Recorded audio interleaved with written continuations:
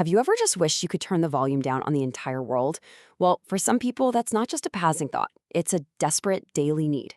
Today, we are diving deep into a condition called hyperacusis, where normal, everyday sounds can become overwhelmingly and sometimes even painfully loud.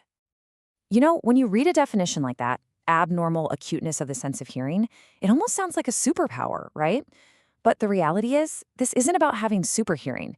It's a neurological condition that can make just getting through the day incredibly difficult. And that really is the million-dollar question we're going to explore. What's going on here? It's not about the ears simply being too good. Nope, it's something way more complex happening deep inside the brain. So let's get into the science of it. First things first, let's really try to understand what it's like to live with this. I mean, what does it actually feel like when the sound of dishes clanking or a car door shutting becomes a source of genuine distress? Yeah, and we're not talking about a minor annoyance here. This is a level of sound sensitivity that can seriously get in the way of your social life, your job, pretty much all your daily activities. To put it in perspective, for some people, a quiet conversation, we're talking just 50 decibels, can feel uncomfortably loud. Now, you might be thinking this is some incredibly rare condition, but get this. Hyperacusis affects an estimated 8 to 9% of the general population. It's not some obscure phenomenon. It's a pretty significant health issue that's basically hiding in plain sight, or, I guess, in plain sound. Okay, so you might have heard of a similar sounding condition called loudness recruitment, but it is super important to know they are not the same thing. Recruitment is directly tied to hearing loss. It's this weird compression of the ear's dynamic range. Hyperacusis, on the other hand, is all about sound tolerance, and it can affect people who have perfectly normal hearing. So we have a handle on what it is, but the big question remains, why does it happen?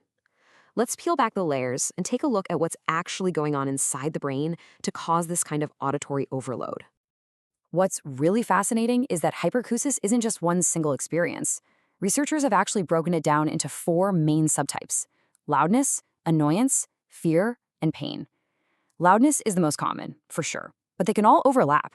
So one person might just find sounds way too loud, while for someone else, it triggers intense fear or even real physical pain. So what's the leading theory behind all this? Well, think of your brain as having its own internal volume knob. If the signal coming from the ears gets even a little bit weaker, maybe from some subtle hearing damage or even from avoiding sound, the brain might try to overcompensate. It cranks up its own amplifier, this central auditory gain, making every sound that comes in feel incredibly loud. And in its most severe, most debilitating form, you get something called noxacacusis. This is pain hyperacusis.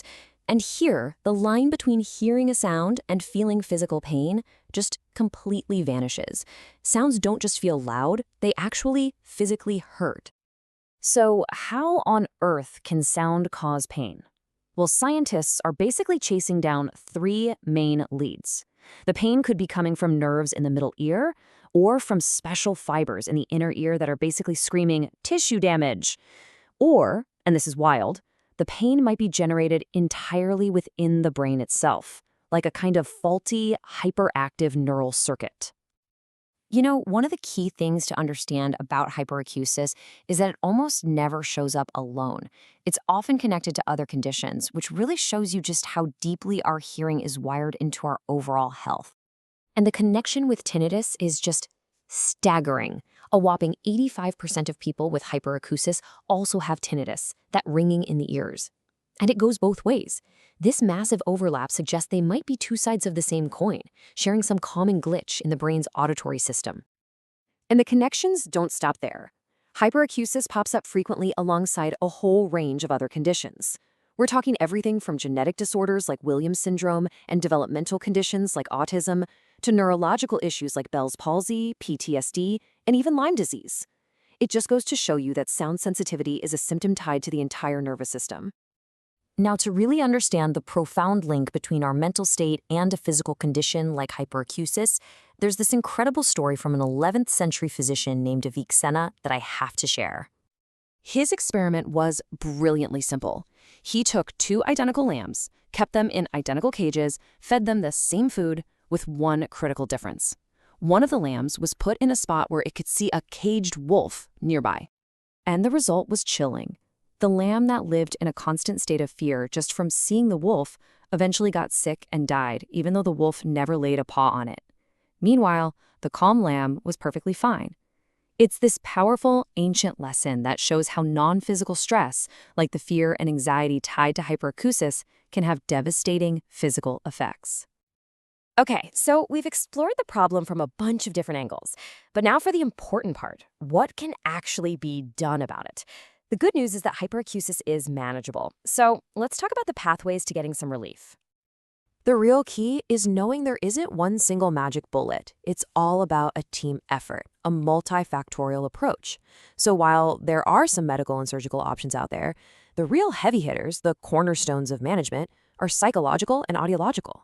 Things like cognitive behavioral therapy can help reframe that fear around sound, while sound therapies work to retrain the brain's response directly. Now, here's something that might sound completely backward, but this is absolutely crucial. The natural instinct is to hide from sound, to wear earplugs all the time. But doing that can actually make hyperacusis worse by turning up that central gain in the brain even higher.